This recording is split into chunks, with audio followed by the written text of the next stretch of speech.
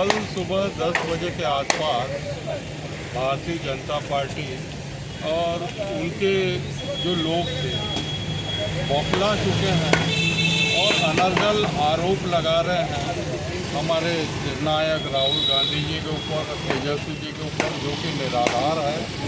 Media के माध्यम से ये बात सामने आई कि कुछ दूसरे लोगों ने अगर कोई कृत्य किया है, वो घटना निंदनीय है, उनके ऊपर कार्रवाई होना चाहिए। लेकिन इस तरीके से बौखलाहट में आकर सदाकत आश्रम, जो कि यहाँ का एक ऐतिहासिक आश्रम है, कांग्रेस भवन है, यहाँ पर आकर जिस तरीके से गुंडागर्दी की गई, ये उनका ये उतावलापन है। उनको ये एहसास हो रहा है कि अपना आपा खो चुके हैं कि वो पार्टी अब चुनाव हारने जा रही है। और जननायक राहुल गांधी जी की जो यात्रा लगातार निकल रही है, राहुल गांधी जी लगातार वोट चोरी का आरोप लगा रहे हैं, सबूतों के साथ उन्होंने पेश किया। लेकिन देश के प्रधानमंत्री हों चाहे चुनाव आयोग, किसी भी प्रकार का जवाब नहीं दे रहा है, क्योंकि वो पूरी तरह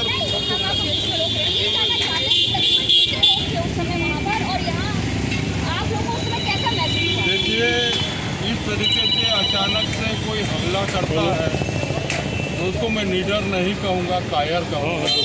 कि जो कांग्रेस भवन हमारी पार्टी का भवन है, वहाँ पे कार्यकर्ता, चुनाव का पीरियड है, सब अपनी अपनी तैयारियों में लगे हैं।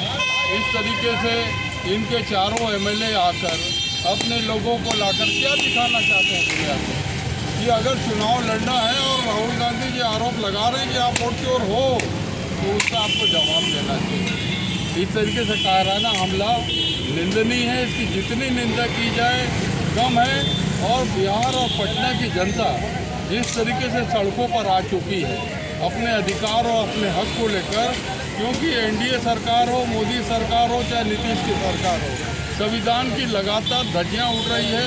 हमारे एससी, एसटी, ओबीसी, गरीब वर्ग सबके अधिकारों को उनसे छीना जाने का कोशिश हो रहा है, जिसका राहुल जी यात्रा के माध्यम से जन जन तक पहुँच रहे हो। जन आवाम जिस तरीके से निकला है, ये जीत का प्रतीक है कि बिहार में अब बदलाव होने जा रहा है।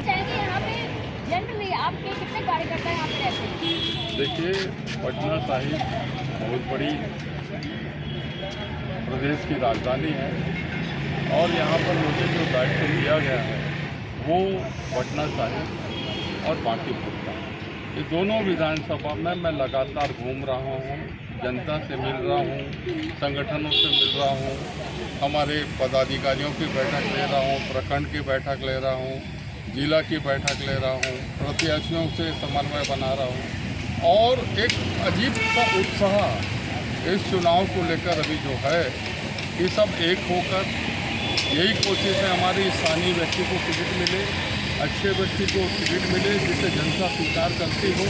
और इसी एफआईआर कब दर्ज किया उन लोगों के खिलाफ? देखिए, एफआईआर हम नहीं, कांग्रेस पार्टी के जो अधिकृत लोग हैं हमारे प्रदेश में, उनके माध्यम से जाके एफआईआर अभी तक दर्ज नहीं हुआ। देखिए, सरकार उनकी है, तानाशाही कर जा रही है। बिहार की सड़कों में कानून नाम की कोई चीज़ नहीं है। आप मीडिया से हैं, आप लगातार देख रहे, हम गोली मार दी जाती है। तो ये जो तानाशाही है ज़्यादा दिन की नहीं है, बस इंतज़ार करिए। जनता पूरी तरीके से तैयार है, बदलाव करना चाहती है, अपना अधिकार चाहती है, अपना हक चाहती है। और निश्चित तौर पर ये जो चुनाव होगा, ये बदलाव का चुनाव है। राहुल जी, तेजस्वी जी, पूरा महागठबंधन जिस तरीके से एक होकर चल रहा है, बिल्कुल हम नीतीश जी ने एकदम से ट्वीट किया, कैसे ही उनको पता चला कि कांग्रेस के मंच से, हालांकि सब नेता लोग तब चले गए थे, मुझे मालूम पड़ा है, किसी ने अभद्र भाषा का प्रयोग किया। पर जब कांग्रेस के कार्यालय पर ऐसा हमला होता है, और ये तो सरासर बहुत वायलेंट था, गाड़ी अंदर तोड़ने शीशे भी पड़े हुए हैं, तो नीतीश कुमार जी का अभी तक कोई ट्वीट नहीं आया है, ना कहीं कोई बयान है उनका। तो क्या कहते हैं, सीएम है इस समय राज्य के आपके? देखिए, नीतीश जी सम्मानित व्यक्ति हैं, बिहार के सीएम तो जरूर हैं, लेकिन मौजूदा जो परिस्थितियां चल रही है, कहीं ना कहीं हमें ऐसा लगता है कि वो भारतीय जनता पार्टी ने उनको कैद कर दिया है। स्वनिर्णय की कोई स्थिति नहीं है। एक शासन के मुखिया को ये चाहिए, कोई भी व्यक्ति हो, कितना बड़ा भी व्यक्ति हो, अनाधिकृत रूप से नाजायज़ तरीके से अगर किसी भवन पर जाकर हमला करता, क्या भवन ने गाली दी क्या उनको? क्या राहुल जी ने गाली दी क्या उनको? क्या हमारे तेजस्वी जी ने गाली दी? किसी ने गाली नहीं दी। किसी ने किसी जगह पर अगर खड़े होकर गाली दे दी तो उस पर कार्रवाई करिए ना। तो कांग्रेस भवन को टारगेट बनाएंगे, हमारे नेताओं को टारगेट बनाएंगे। हमारा नेता साफ तौर पर बोल रहा है मोदी वोट चोर है। अगर सही है तो वो जवाब दे। अच्छा, लास्ट से कल यहाँ पे कोई कार्यकर्ता आपके घायल भी हुए हैं? देखिए, इस तरह की घटना होती है तो भीड़ भाड़ में चोट तो पड़ती है। मैंने कहा ना, घटना बहुत निंदनीय है और बेलगाम हो चुकी है भारतीय जनता पार्टी, उसके कार्यकर्ता। और सबसे बड़ी आश्चर्य की बात, उनके 4 विधायक उसका नेतृत्व करते इस तरीके का हंगामा करवा रहे थे।